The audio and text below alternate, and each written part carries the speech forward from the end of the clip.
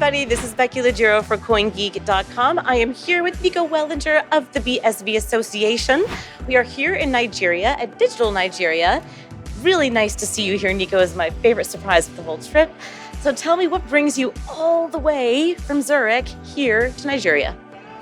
Yeah, representing the BSVA and looking at everything from a public sector perspective. Nigeria is one of the most innovative tech markets in Africa. So we had a really nice conference here, and we have amazing speakers talking about blockchain adoption in Nigeria. And I have still the honor to meet a few ministers here and meet the local people, meeting the entrepreneurs of tomorrow, the builders of tomorrow. And very excited to be here. Amazing. And I know that Africa in general is a real hotspot for blockchain tech, but in Nigeria in particular, everyone's talking about the government putting together regulations, getting really involved with people like yourself. Tell me more about specifically why Nigeria? Why is this area, and also the economy here is booming? Give me a little more information on why this spot is so attractive for you in the BSV Association. Nigeria is never shying away from dropping things which are not working and just going full on and with full confidence into new possibilities, new technologies. So I think that's really important mindset to be disruptive in the technology world.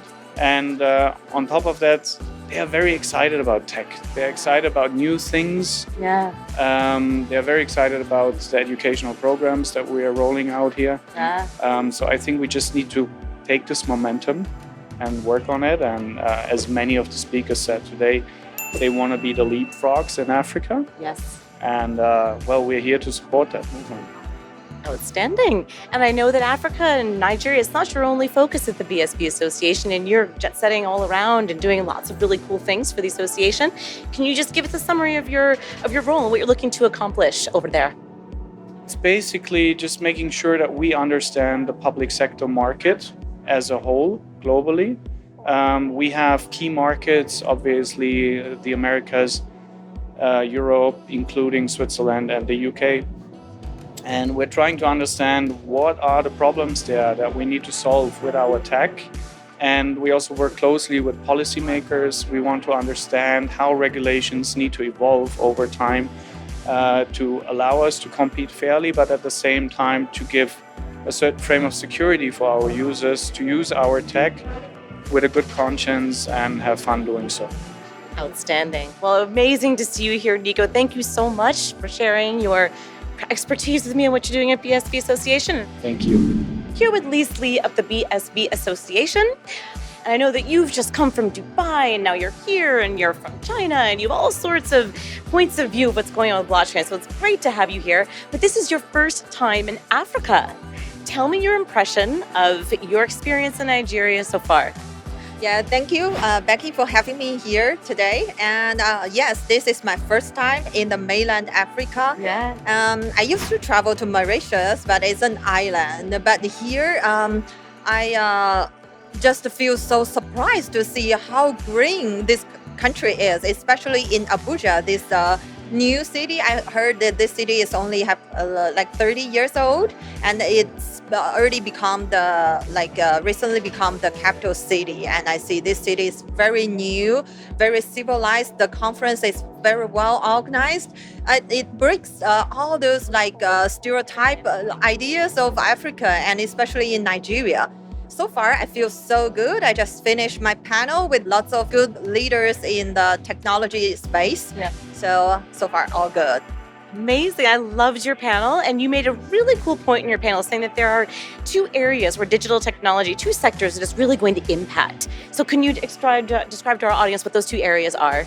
Yeah, I think it's not only for Nigeria or only for China, but for many areas. So the first one I can see that blockchain can empower the sector is that the supply chain. Because right now, as the world becomes more and more internationalization, that I see so many international trade happening every day, and for every country is growing very fast. So by doing like a supply chain, utilize the blockchain technology can easily break down the data silos of all the participants, players in the whole industry.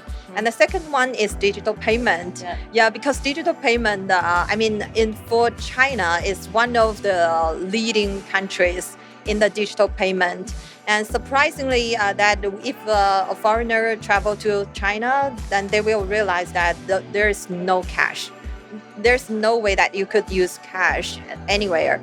So, but in Africa, in Nigeria, they have like a total unique situation because of the banking system is quite new, and also it's quite expensive for maybe most citizens living here. However, by doing digital payment, either you establish a new system, you powered by blockchain, or you just like the traditional banking system utilize blockchain to facilitate all this infrastructure. It's gonna lower the cost of maintaining a whole digital payment system. So I see these two sectors that can benefit from blockchain technology very fast, very soon. Amazing. And here in Nigeria, I know that even in the audience, people were talking about agriculture and farming and ways that blockchain can help power this industry forward. In your thoughts, what are some ways that blockchain tech can help out agriculture, especially when it comes to Africa? Yeah, at my panel, when the host, the moderator asked the audience to raise questions, I was quite surprised to see that people actually raise questions that are very practical. Yeah, because for other conferences, people always raise those very high level, very future visionary questions. But here, I think in Nigeria, they have so many people working in the agriculture sector, right? Like farmers growing plants, growing fruits. So I think it's a good question because in our country, I witnessed during the past 2 or 3 years, especially when the COVID happened, because those companies, they were affected by COVID the most, because they had to shut down some offices, people have to work remotely. So I noticed that the whole supply chain of the agriculture sector break down very awfully, right? So in that, here's what happened in my country, in China, that I noticed that there are some companies and groups, they are helping the local farmers to start doing live streaming on those e-commerce platforms, and the farmers sell the boxes of agricultural products directly to the ultimate consumers. And it's not only by the e-commerce technology, but also by the whole other technologies empower the whole transportation sectors, and also big data powered the whole traceability of the logistic procedures. So it's very amazing. I hope this could also being introduced to Nigeria and other less developed countries, so that they even people who work for the agriculture industry, they can benefit from the new technologies. So amazingly. So I was in the audience watching your panel, and everybody around me was so curious and so interested in what you guys were saying. So thank you so much for educating us on the wonders of blockchain technology. Thank you for joining us here, and have an amazing time in Abuja. Thank you. Thank you guys so much for watching. It's Becky Liggero for CoinGeek.com. Hey everybody, I'm Kurt Wilker Jr. Join us live on Tuesdays at 2 p.m. Eastern Standard Time, where you can ask me questions, comments, blessings, cursings, grapes, or gropes. You can catch us live across CoinGeek's YouTube, Facebook, Twitter, LinkedIn, and probably a whole bunch of other places too.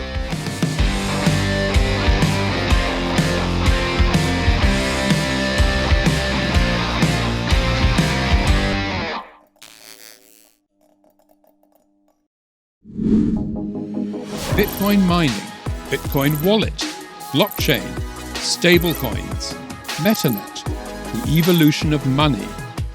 Everybody is talking about Bitcoin today, but what exactly is it? Learn the basics from experts. Learn what Bitcoin is, how it works, and why it matters. Blockchain 101, your ultimate guide to the fundamentals of blockchain.